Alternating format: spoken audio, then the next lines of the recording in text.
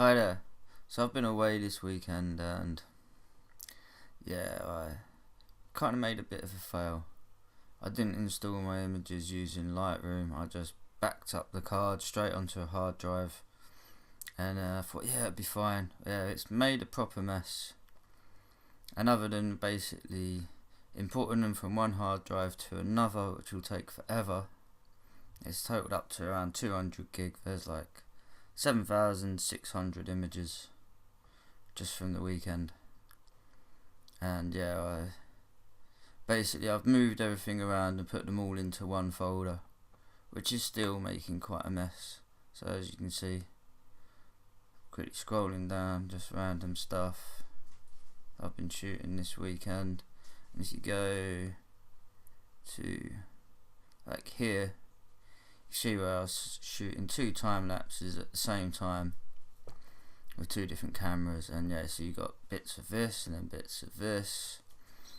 And so I'm just going to look at how you can, same again, look, 2 separate, that and that,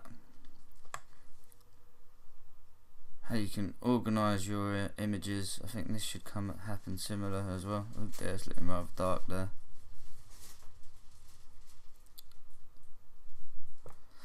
So just basically organising your folders, and especially this will come in handy if you shoot time lapse or share a computer with your partner or children and stuff, and you've got only one computer registered with Lightroom.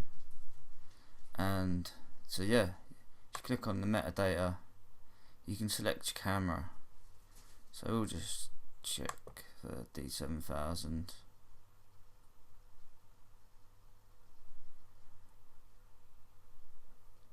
Start with, sorry, I was a bit puzzled looking at that image there. I don't remember that one. And obviously,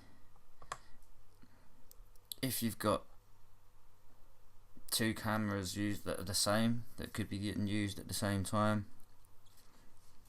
then you can also choose which lenses were used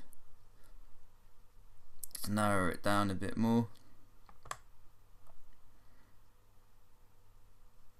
Whether you've been using a 50mm 8-16. If you happen to have shared 2 of you have the same camera and same lens, I don't know if there's a way around that, so you can install them and then put them somehow, keep them separate. I'm not sure if you can do that, but generally what I'll do is that part doesn't matter. We've chose for 7,000. Click on this image, and we'll just scroll down. It still changes rather quick.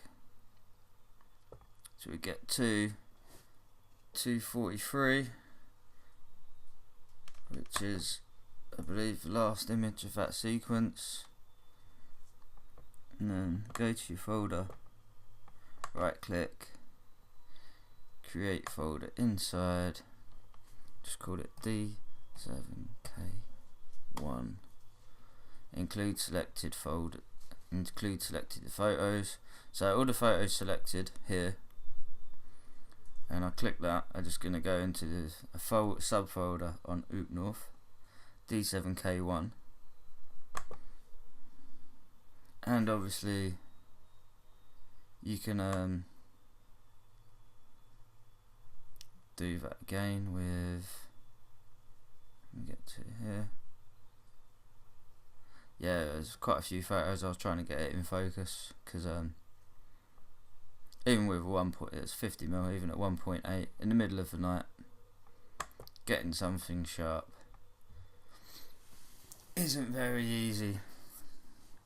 I took a few photos to get it in focus and decide on a composition. Again, it's a bit hard to see what the composition looked like until I took the photo. So selected that one and scroll down to the last one of that sequence, which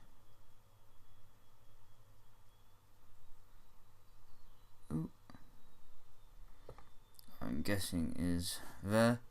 Press shift, click on it, it selects all from the beginning to the end, where your first photo you chose to the last one. As you can see, we've selected 241 images. And the same again, right click on Oop North, create folder inside D7K2.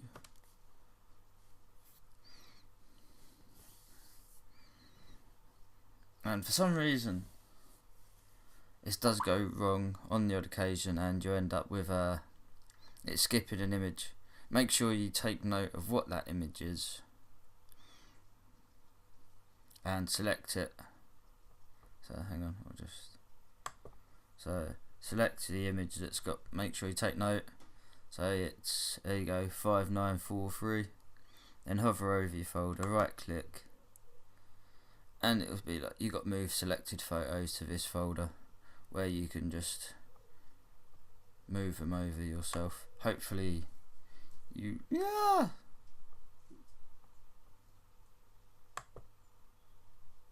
hopefully you won't need to do that. And yeah, hopefully it's just a little helpful tip for everyone. It's made my life a lot easier in organising the stuff, especially with the time lapses, because you're limited to 400 images to create the time lapse with LR time lapse, and it makes it a lot easier. And also it just selects folders, so you need to have your sequence in a folder on LR time lapse. So unless you specifically make sure everything gets installed into a folder, which I don't, maybe there's an easier way of organising everything, but I find this way works quite well. Well, the way of using Lightroom to install everything, the way it puts it in dated folders and stuff, it's great as long as you're not shooting around midnight and your sequence goes through midnight, then there's a bit of messing around to do. But other than that, I found it rather helpful. So yeah, same again. We'll make the second one. So yeah, just basically remember your metadata. You have all your options of your lenses. Maybe an image has popped into your head, and if you've got a library of, let's have a quick look, I don't know if it tells you, a library of 125,000 images, it might be a bit of a bugger to find that image. But if you don't, it's like your a random lens, there you go, 70 to 300mm lens, you only used 8 times. You click on here, remember it as that lens, and search your whole images. It should come up with your selected image quite quickly, which could save you a lot of trolling through folders trying to find that image. But I think that's about it really. Quick and simple. Hopefully you found something useful and can take something away from this. And hopefully I'll see you again. If you're not subscribed, it'd be great if you subscribed. And I'll see you again soon. Thanks a lot.